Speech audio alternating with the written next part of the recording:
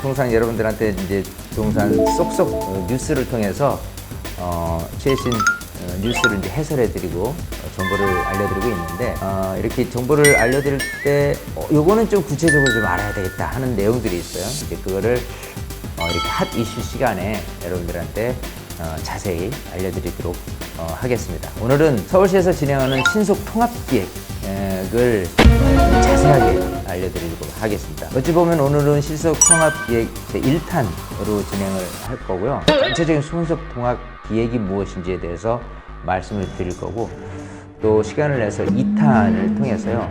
그러면 우리가 투자를 어떤 방식으로 해야 될 것인지, 또 투자의 유의점, 예를 들어 뭐 수익 같은 거, 권리산정 기준이 뭐 이런 것들을 통해서 우리가 어느 것은 괜찮을 것 같고 어느 것은 그렇지 않고에 대한 구분을 좀 명확히 할 수 있는 시간을 따로 갖도록 하고요. 자, 오늘은 정말 신속 통합기획이 무엇인지에 대해서 쏙쏙 자세히 들여다보는 시간을 갖도록 하겠습니다. 자, 오늘은 신속 통합기획에 대해서 여러분들한테 자세히 알려드리는 시간을 갖도록 하겠습니다. 신속 통합기획이란 뭐냐? 정비계획 수립 단계에서 이제 서울시가 공공성과 사업성의 균형을 이룬 가이드라인을 제시하고 신속한 사업 추진을 지원하는 공공지원 계획으로 기존의 재개발 추진과는 달리 각종 인허가 절차 등을 간소화해서 재개발 기간이 2배 이상 단축될 수 있는 재개발 프로그램이다 라고 하는 거죠. 주의할 점은 공공주도 개발이 아닌 민간주도 개발이에요. 즉 기존 재개발 방식에 대한 사업 속도를 좀 빨리 하겠다는 게 이제 골자가 되겠죠. 자, 이렇게 신속 통합기획이 민간이 주관하는 정비 사업 추진해서요. 요건 이제 서울시 자료입니다. 신속 통합기획이라는 것은 그 정비계획, 도시계획 심의, 또 건축 설계, 사업 시행 인가, 정비계획 가이드, 그리고 건축 설계 측면에서 건축 설계 가이드, 또 사업 절차 심의 간소화라는 부분인데요. 제일 중요한 건 속도가 제일 중요하다 이 생각이 되고요. 그 부분을 단축시키겠다라는 내용입니다. 신속통합계획은 어떻게 만들어지는가? 서울시 자치구 주민이 한 팀이 되어 복잡한 정비사업 프로세스를 하나의 통합된 기획으로 엮어낸다. 한 팀이죠. 서울시 자치구 주민 진행을 한다라는 부분이고요. 보통 이렇게 재개발하면은 사업 절차라는 게 있어요. 우선 사업 준비 단계에서 도시 및 주거환경 정비 기본 계획을 수립을 하고, 또 정비계획 수립 및 구역 지정을 하죠. 예. 자, 그러고 나면 추진이 구성이 되고 거기에 대한 승인을 낼 거고, 조합 설립 인가, 그리고 나서 이제 사업 시행 인가, 그리고 이제 분양 공고 및 신청. 이제 그러고 나서는 이제 관리처분 단계에서 관리처분 인가를 받게 되면 철거, 착공, 그리고 준공 및 입주인데, 이 사업 준기 단계부터 벌써 이렇게 4, 5년이 걸린다라는 내용이고요. 추진이 승인부터 관리처분 인가 전까지는 3, 4년 정도가 소요되는, 그리고 관리처분부터 준공 입주 때까지는 대략 이렇게 전체적으로 뭐 5년에서 7년 정도가 걸리는 내용인데요. 사업 기간을 통합적으로 이렇게 짧게는 한 10년, 길게는 15년이 걸릴 수 있는 내용입니다. 굉장히 길죠. 이 부분 때문에 재개발 사업이 좀 잘 이루어지지 않는다라는 답답함이 있었죠. 그거를 좀 빠르게 진행을 하겠다라는 내용이죠. 특히 이 앞에서 보인 이쪽 사업 준비 단계에서의 사업 기간 5년 정도 걸릴 것을 2년으로 단축시키겠다는 내용이 가장 핵심적인 내용이고요. 자, 재개발 6대 규제 완화라는 부분입니다. 주거정비 지수제를 폐지를 하고 방금 말씀드린 공공기획 전면 도입을 통해서 정비구역 지정기간 단축 5년에서 2년 정도로 우리 주민 동의를 간소화시키는 부분하고요. 재개발 해제구역 중에서 노후 지역을 신규 구역으로 지정하는 곳, 그리고 2종 7층으로 이제 일반 주거지역 규제 완화 7층까지를 더 높이 짓겠다 하는 내용이고요. 그다음 매년 재개발구역 지정 공모 통화를 통해서 발굴을 하겠다는 내용입니다. 이렇게 정비지수제라는 게 뭐냐라는 건데, 이제 법적 요건이 있어요. 노후도는 뭐 3분의 2 이상, 구역 면적 1만 제곱미터 이상이고, 뭐 노후도라든지 접도율, 과소 필지, 호수 밀도가 이제 규정에 맞게 돼야지만 재개발을 할 수 있다라는 부분인데, 이런 부분을 주거정비 지수제라는 부분을 좀 폐지를 해서요. 이렇게 노후도 같은 경우는 60% 이상, 노후도가 3분의 2라고 한다면은 66%에서 67% 정도 되겠죠. 그걸 좀 완화시키는 부분. 평가 점수도 70점 이상.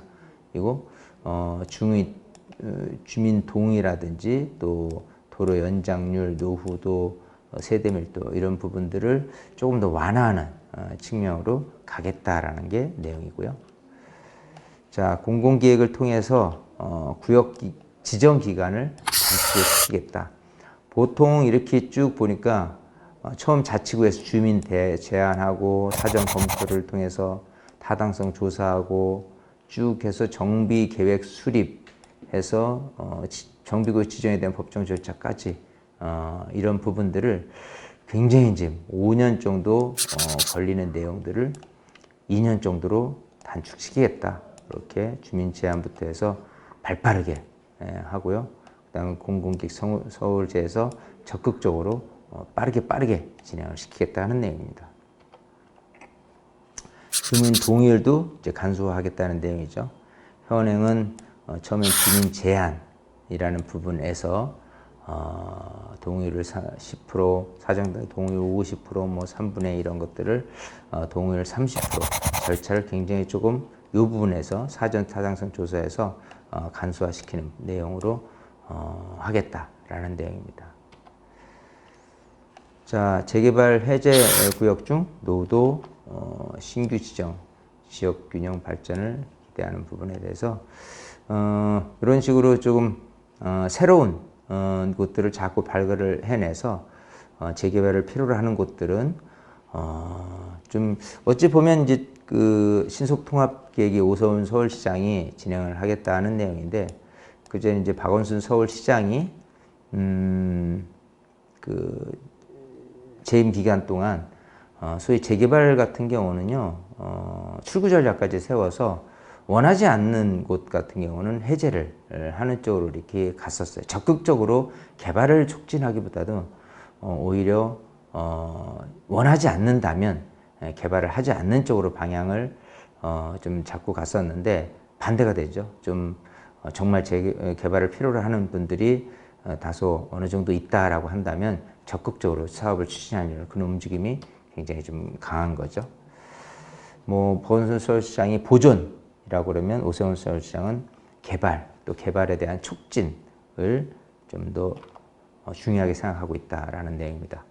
2종에서 7층 일반 주거지역 용적률 최고 층수를 규제를 완화하겠다라는 내용입니다. 그래서 여러 가지 뭐 이렇게 규제에 얽힌 내용들을 좀 이렇게 최고 층수 7층 이하에서 25층 정도를 이렇게 올려주겠다는 내용이 담겨져 있습니다. 매년 재개발구역 지정 공모 추진해가지고요. 계속해서 지역에 대한 지정을 공모를 추진을 하겠다라는 내용. 신속통합기획의 기대 효과. 이건 뭐 어쨌든 빨리빨리 사업을 진행한다고 하니까 기대치가 굉장히 좀 클 겁니다.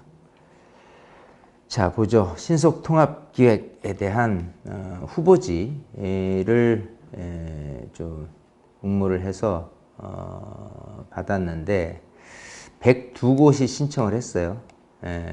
그래서 지난 2021년이죠. 두 곳을 102곳 중에서 이제 선정을 했어요. 그래서 각 구별로 이렇게 뭐 강서구 한 곳, 많은 데는 은평군 11곳이나 되네요. 이렇게 정말 신청을 안 한 곳이 없을 정도로 모든 구들이 다 신청을 했다라고 이렇게 보면 될 것 같습니다. 이런 내용도 굉장히 좀 중요할 수 있을 거예요. 왜냐하면 이렇게 했네 라는 부분보다도 우리가 현실적으로 내가 살고 있는 곳을 이렇게 들여다보면은 이쪽 예를 들어 서대문이다. 그러면 어디서 지금 신속통합계획 민간 재개발 후보지로 응모를 한 거야? 라고 이렇게 관심을 가질 수가 있겠죠. 그래서 번지 때가 있으면 그 번지 일대 해서 어쨌든 이렇게 후보지가 있구나. 그래서 각 여러분들이 거주하시는 거주 지역이 신속통합기획으로 들어갔냐 안 들어갔냐 라는 부분도 큰 관심사가 되지 않을까 싶습니다. 자, 그렇죠. 이렇게 쭉 보니까 정말 많은 곳들이 후보지로 응모를 했어요. 자, 급기야는 이제 21곳을 지정을 하게 됐는데 서울시 아까 이제 25개 구 중에서 전부 다 가 아니라 4곳이 빠진 21곳이 지정됐다 하는 겁니다. 그 중에서 4곳이 빠진 게 어딜까 하니까요. 여기 서초구, 그리고 강남구, 그리고 광진구, 그리고 중구를 제외한 나머지 21곳에서 한 곳씩 전부 다 후보지로 선정이 됐다. 서울 서초구는 종로구부터 해서 용산, 성동, 서대문, 중랑, 성북, 강북, 도봉, 노원, 은평, 서대문 해서 쭉 있고요. 이제 이 위를 보니까 한강 이북 쪽에 배치된 곳들이 쭉 있고요. 한강 이남 쪽에 배치된 곳이 또 이렇게 있네요. 자, 어쨌든 이렇게 해서 21곳이 선정이 됐습니다. 이를 하기 위해서 어떤 후보 자격을 할 수 있냐라고 한다면 공모에 참여할 수 있는 대상지는 법령 조례상 재개발 정비구역 지정의 요건에 맞고 토지 등 소유자 30% 이상, 주거환경 개선 사업으로 할 경우는 50% 이상 구역 지정을 희망하는 지역으로 이 두 가지 요건을 모두 충족해야 된다라는 부분이에요. 그래서 노후도 3분의 2 이상, 구역 1만 제곱 이상 해서 선택 항목, 노후도 접도율, 가소필지, 호수밀도가 이렇게 규정에 맞아야 된다라는 부분. 이건 나중에 좀 자세히 여러분들의 설명을 드릴게요. 노후도, 또 접도율, 가소필지, 호수밀도에 대한 부분은 좀 상세하게 나중에 알 필요도 있다라고 봅니다. 자, 이렇게 해서 전체적으로 신속통합기획에 대한 부분을 쭉 살펴봤는데요. 자, 처음으로 다시 들어가 보죠. 일단 신속통합기획이라는 것을 우리가 알게 됐는데, 과연 신속통합기획에 우리가 소유를 했을 때 과연 어떤 이익이 날런지, 또 재개발이 된다면 당연히 그 아파트가 지어질 거기 때문에 인기가 좋아질 거고 자연스럽게 프리미엄이 형성이 될 거고요. 사업 진행 속도에 따라서 그 프리미엄 가격도 계속해서 높아질 것이고, 또 일정 시기가 되면은, 특히 재개발 같은 경우는 관리처분 인가 이후에는 조합원치 양도가 금지되는 부분이 있습니다. 재건축 같은 경우는 조합 설립 이후라는 부분인데, 이제 그런 부분은 나중에 또 설명드리도록 하고요.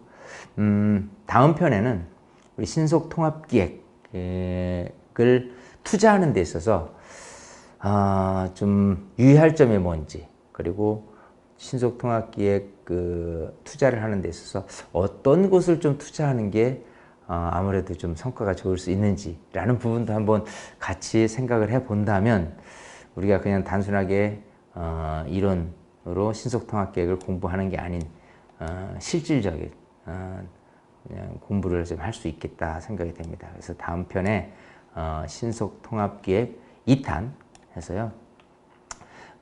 신속통합기획에 우리가 투자를 어떻게 해야 되는지 자세히 알려드리도록 하겠습니다.